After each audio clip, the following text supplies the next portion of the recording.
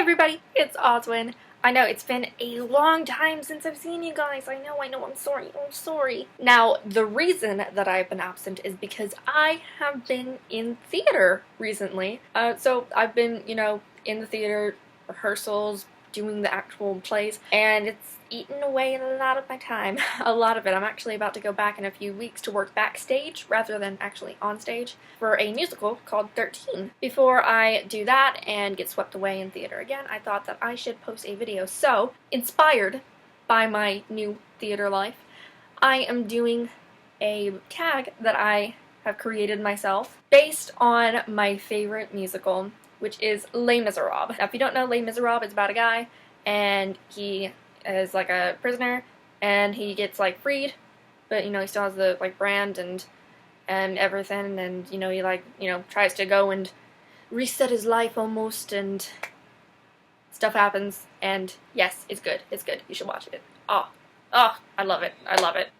Okay, so without further ado, here we go. Also, this was also inspired by the Hamilton musical tag, which I saw Christine from Poland Bananas do, and that's really good, and I'm going to end up doing it too once I get down the songs, because I am still listening to Hamilton, and I'm listening to it over and over and over, and I still cannot get some of the lyrics. I just can't memorize. Anyways, let's just go ahead and start, why don't we?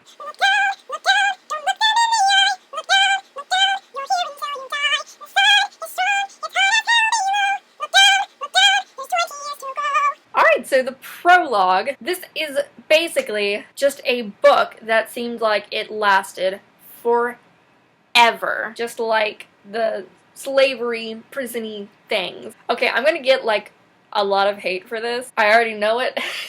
But Harry Potter and the Order of the Phoenix. Now, why did I choose this? You guys know that I absolutely adore Harry Potter. I love it so much. It is one of my favorite series, even though I'm not done with it.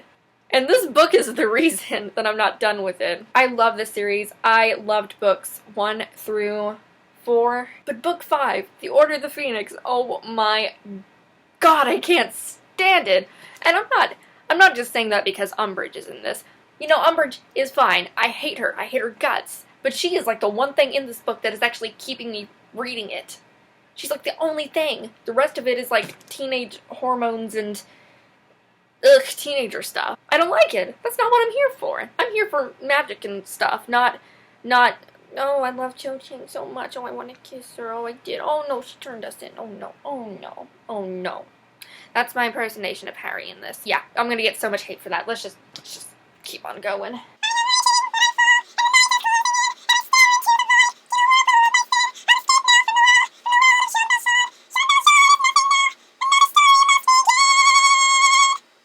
Jean Valjean's soliloquy, or Valjean's soliloquy. Basically, this is a character that has changed a lot from the beginning of a story/series to the end of it. And I have gone back to Harry Potter for this because Neville Longbottom. Let's take a moment. Let's just take a moment to talk about Neville Longbottom, shall we? First off, he's this little tiny, little chub, cutesy little chubby wubby, you couldn't, hurt a ladybug. And then at the end of the series, he is freaking badass. He is! Oh my god! Like that right there. Neville Longbottom is a perfect example of how to improve characters. Perfect example. I love Neville. Neville is great. I want a hug from Neville. Okay.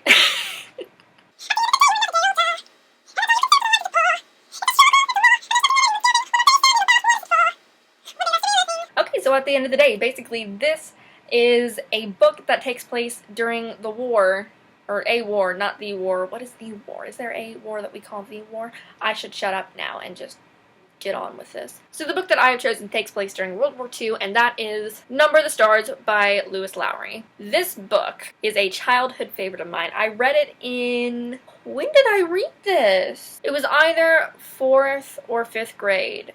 It was 4th. It had to have been 4th grade. And it's about this girl, and she's Jewish, and basically, World War II, the Holocaust, I think you get the gist. You know, I've read a few books that were about that. This one takes the cake. This one was done so well. I love it so much. I had a dream my life would be so different from this hell I'm living. So different now from what it seemed. Now life has killed the dream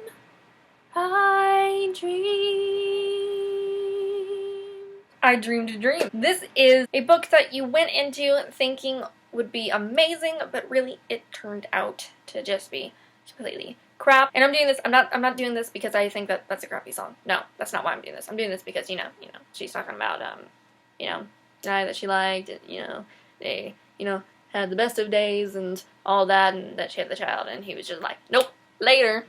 The Awakening by Kate Chopin. You've probably never heard of this book, but if you have, and if you've read it, perhaps you'll agree with me that it just wasn't good. It just wasn't. I had to read this for school last summer. Oh my god, I despise it. I went into it thinking, oh, it's like one of the very first, like, actual feminist, like, classified feminism books. I'm gonna love this, because I'm a feminist, and I like stuff like that. But what did I get instead? I got a whiny lady who does not like family life.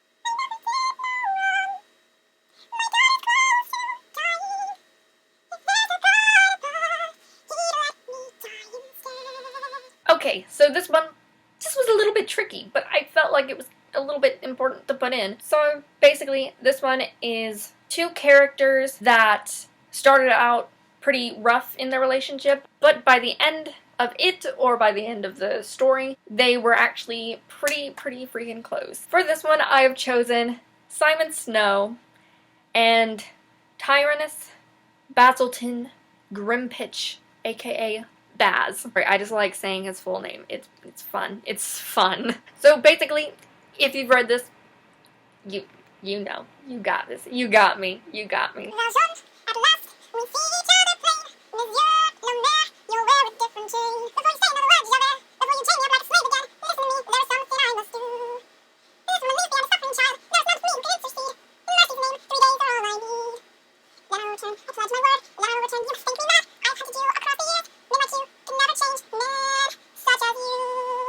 You know, when you're a female, it's very hard to sing male voices.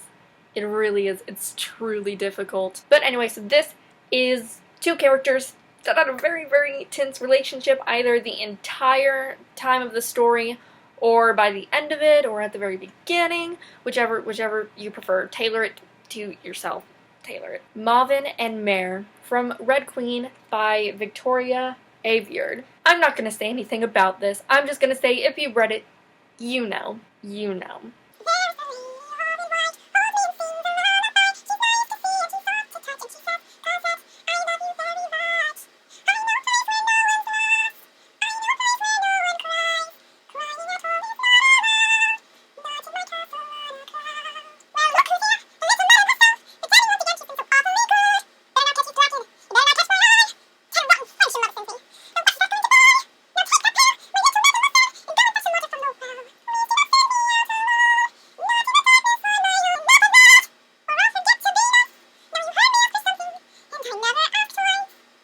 So Castle on a Cloud. Basically, this is your favorite child who is abused. Am I allowed to go back to Harry Potter for a third time? Because, I mean, come on, face it. Let's all face it. Harry Potter is our favorite orphan who is completely abused by his guardians. Yeah, he is. He is. You can't just lie to me and say that he isn't, because he is.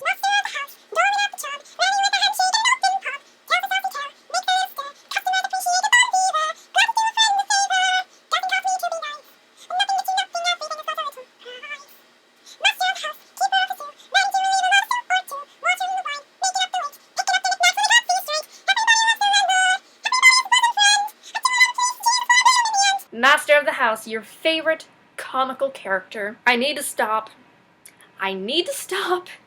I can't keep picking up this book, but Harry Potter is so good. This one isn't. I don't like this one. But Harry Potter is so good. So, my favorite comical character is Peeves. Now, let's take a second here and talk about Peeves. He's freaking hilarious. He's a ghost. He bothers the crap out of everybody, but is still freaking hilarious. And why wasn't he in the movies? Why? Why? Okay.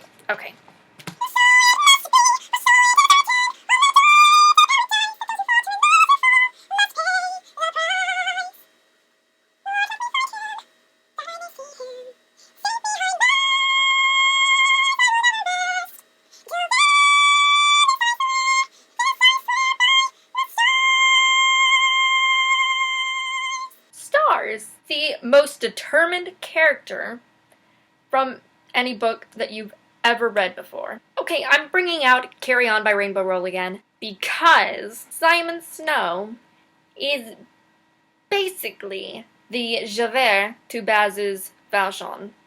Basically. While Baz is going around doing his stuff, Simon is right behind him, sniffing out his trails and finding him and trying to bust him and, you know, justice and all that. So, yeah, basically, Simon Snow is Inspector Javert.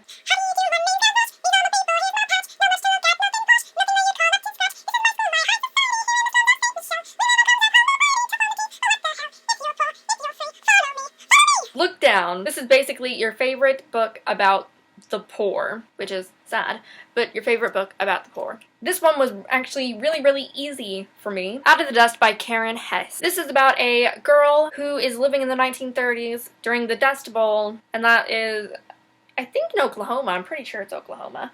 And it's basically, it's in kind of like a diary-ish freeform format, and it goes through, you know, her living a very poor life in Oklahoma during the Dust Bowl. And it's very unfortunate. Very unfortunate it is. Yeah, there we go. I really highly recommend this. This was another childhood favorite of mine, and I read it in 5th grade. And it is still one of my favorite books to this day. Like, probably in my top 5.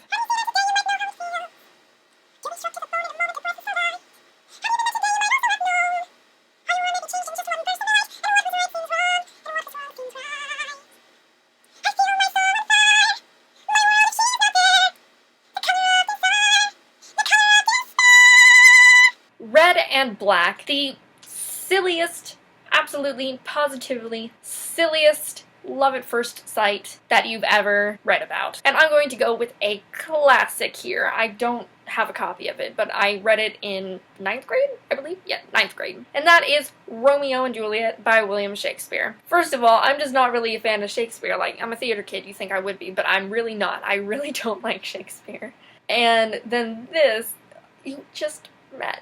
You saw each other for like 5 seconds at a party, and now you want to go and get married, and you murder each other. Well, not murder, you commit suicide over each other, and God, it's so dumb. It's so dumb. I hate love at first sight. I don't believe in it at all. I don't. I'm sorry. I don't. Now we're getting too personal here. I'm gonna move on.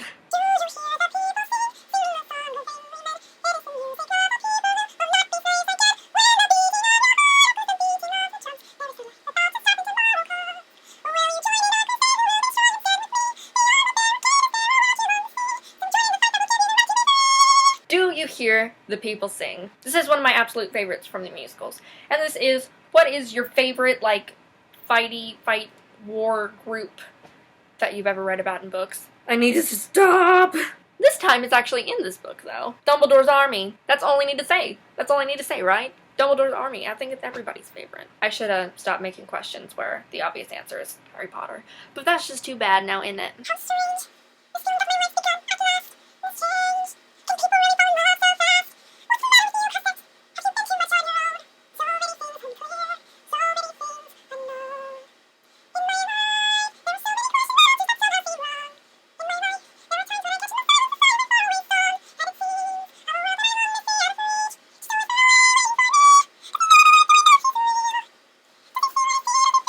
feel? In my life, I'm the one that I love in my life is so near. in my life. Basically, this is just somebody who just seemed completely lost. This is basically just a character who seemed completely lost before the love of their life showed up in the book. Oh, yes. Oh, so heartwarming, isn't it? So heartwarming. I'm gonna go with Bella from Twilight because let's face it, she was completely lost and like had no idea what she was doing with anything at all until, you know, she started getting the hots for Edward. So yeah, there's not much to say about that, is there?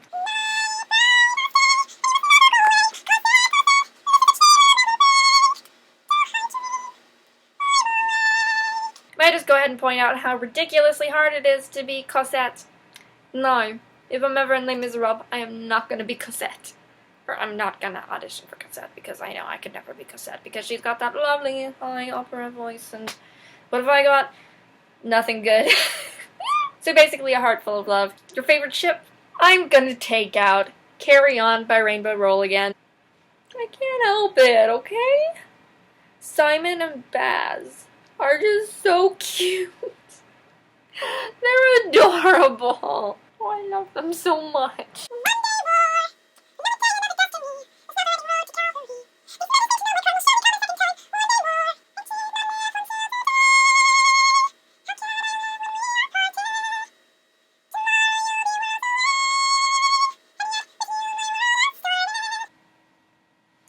One more day all on my own. One more day with him not caring. What a life I might have known. But he never saw me there. One Day More. This one is basically a book that you just did not want to end. And really, I'm not taking that from the lyrics because I'm pretty sure the lyrics is basically just saying, hey, we've only got 1 day left. Yes!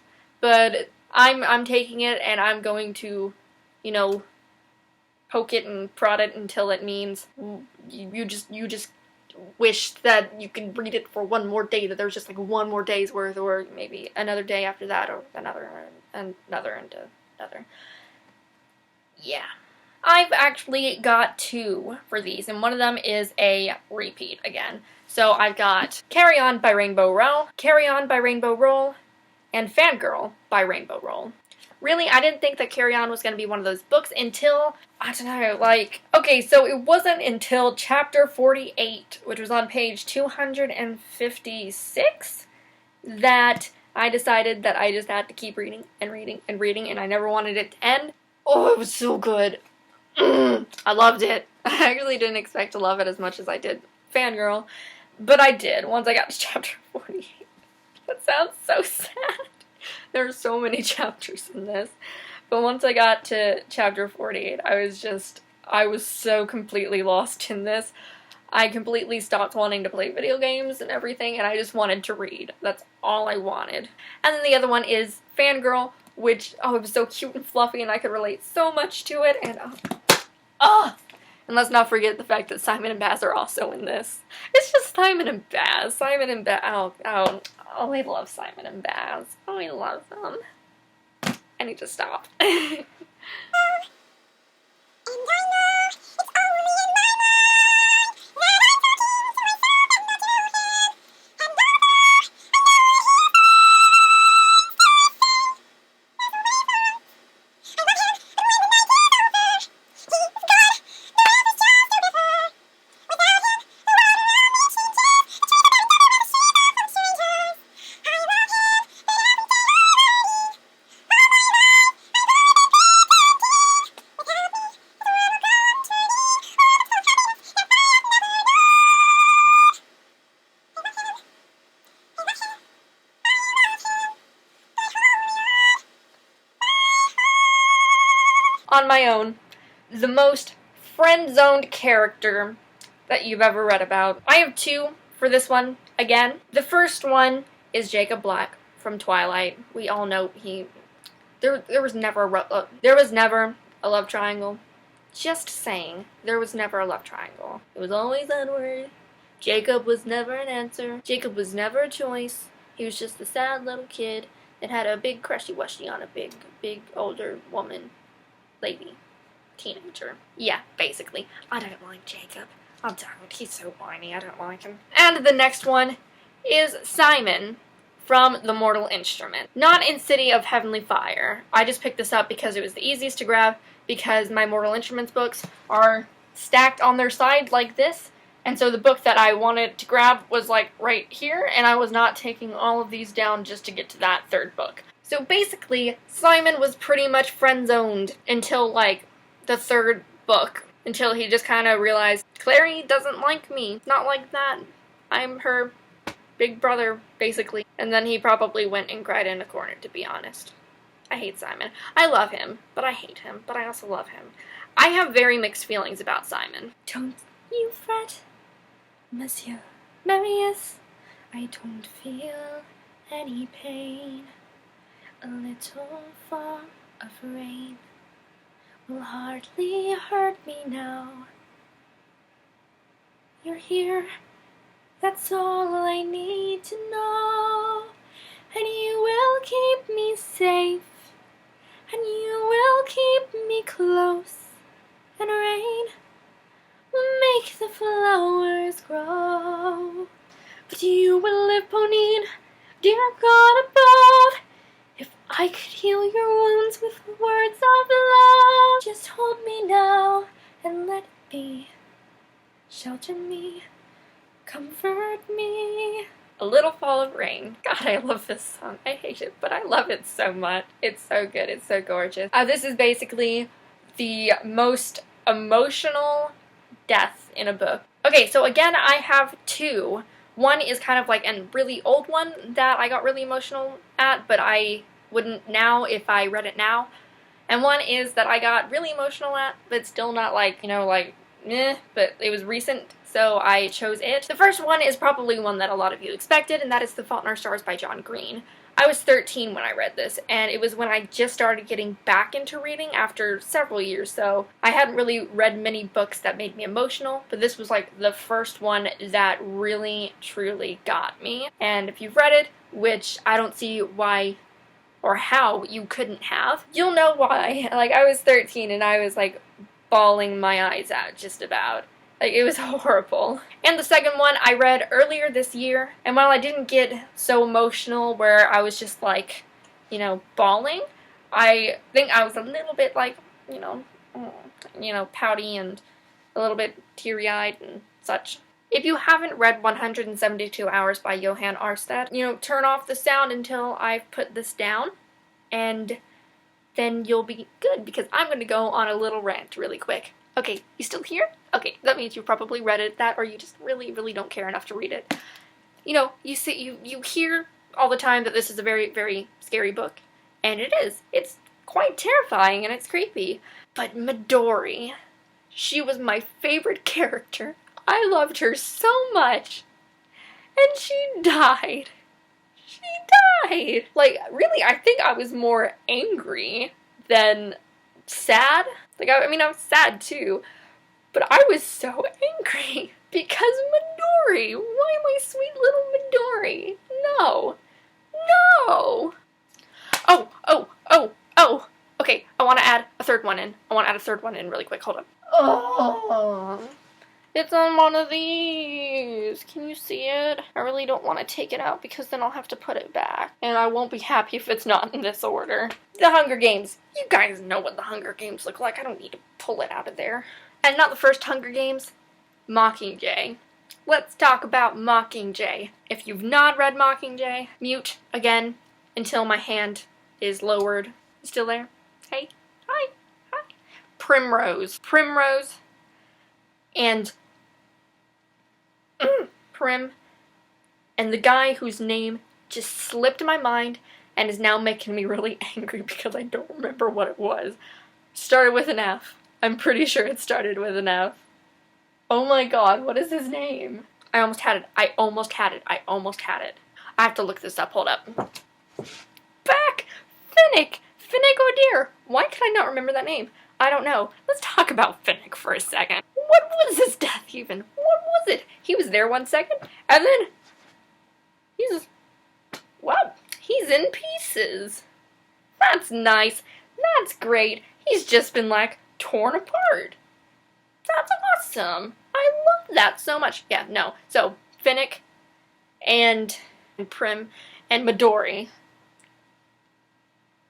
Hi, welcome back to those of you who had to mute.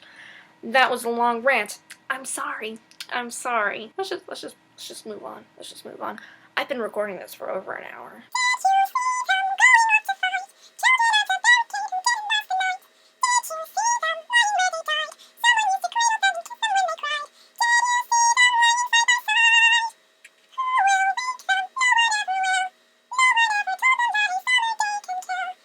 Turning. Most emotional part of any bit of fiction that you've read. I'm going to bring in another classic, A Separate Piece by John Knowles. Now, I am talking about the ending to this book. If you've read it, you guys know what I'm talking about. By the way, this is a really good book. It's not my favorite, but for a classic, for somebody who isn't really that big of a fan of classics, this was really, really good. I had to read it for school, and it was great. I loved it. I loved it.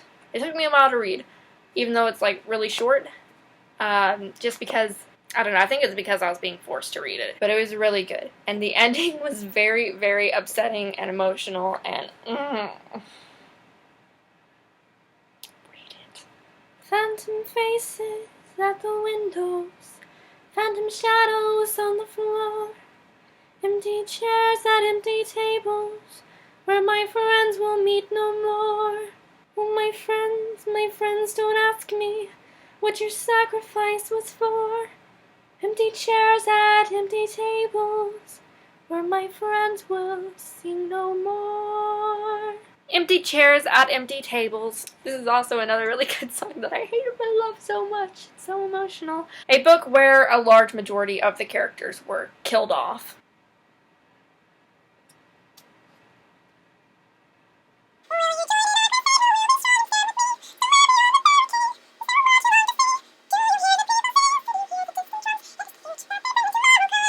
I know I got that completely wrong, but at least the lyrics were right, just the beat. The beat was bad, but I'm tired, so I'm gonna just let it be. Now this is just like a more of a fun question.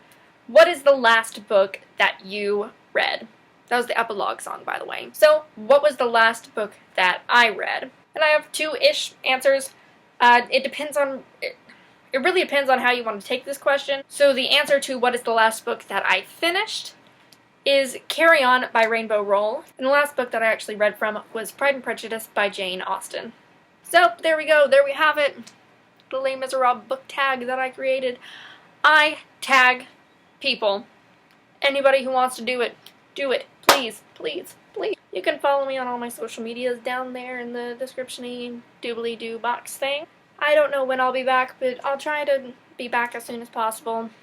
I nearly forgot. Les Miserables is actually a book. And it's huge! Let's see. My copy has, I just wrote a really sad line, 1,246 pages. And also my copy is absolutely gorgeous. Look at that! Cosette looks so beautiful and her hair is like shiny. Oh, I love this! So yeah, Les Miserables book tag. Go buy it or read it and then do this tag and yay. Okay, bye!